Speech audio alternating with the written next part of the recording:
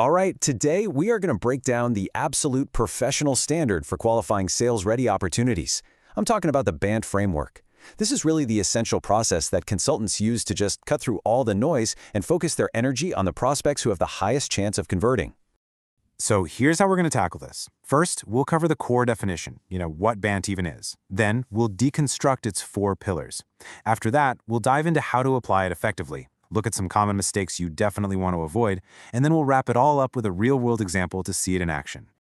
Okay, so first things first, let's get a really solid handle on what BANT is and, more importantly, why it's pretty much the industry benchmark for lead qualification. At its heart, BANT is an acronym, but it's also a really powerful filter. It stands for budget, authority, need, and timeline. You should think of it as the ultimate process for sifting through this giant funnel of potential leads to find the real gems, those prospects who are genuinely ready to talk and, make a purchase. Now, this is absolutely crucial. BANT is not about just ticking off boxes. It's a deep diagnostic tool. The whole goal here is to shift the conversation from what your product is, all its features and tech specs, to what it actually does for the customer. It's all about uncovering their core problem and positioning your solution as the only logical answer. So, let's get to the core of the framework, shall we? We're going to break down each of the 4 pillars one by one to really understand how they work together. First up is B for budget.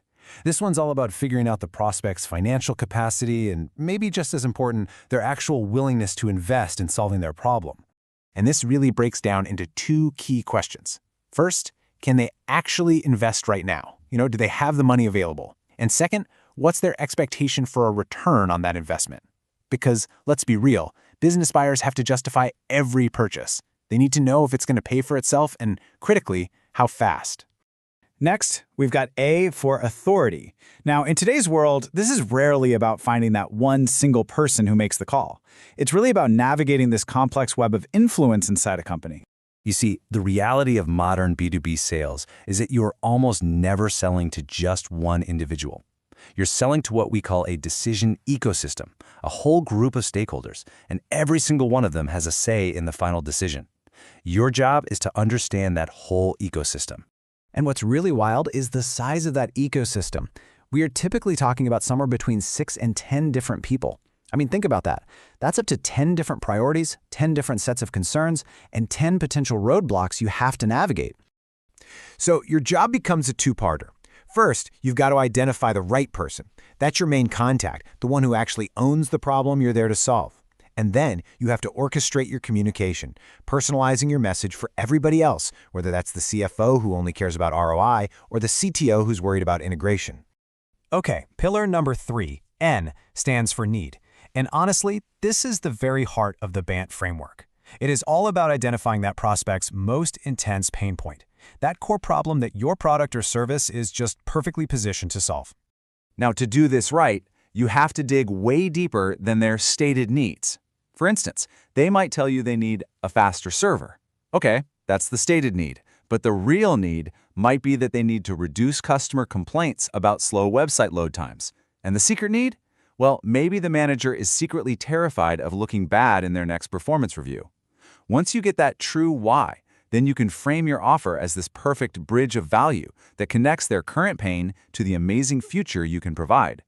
This quote just perfectly nails the whole philosophy of the need pillar. It's such a powerful reminder. Your product features, your company history, your brilliant marketing, none of that matters as much as the customer's own personal reasons for buying. And finally, we get to T for timeline. This last pillar is what dictates the urgency and, the operational reality of the purchase. It's about understanding when and how a solution can actually be put into place. And again, this has 2 sides to it. You have to understand their internal evaluation cycle, which in some industries can drag on for more than 6 months. And second, you need to give them a clear path forward by mapping out the implementation milestones. This gives the buyer confidence and a real tangible plan to act on. So look, knowing the pillars is one thing, but actually applying them is what really counts. So let's cover how to implement this framework with a real consultative mindset. A simple 3-step approach really works best here. First, ask open-ended questions, the ones that start with who, why, where, or how, to get those deep insights. Second, confirm authority as early as you can to make sure you're talking to the right people.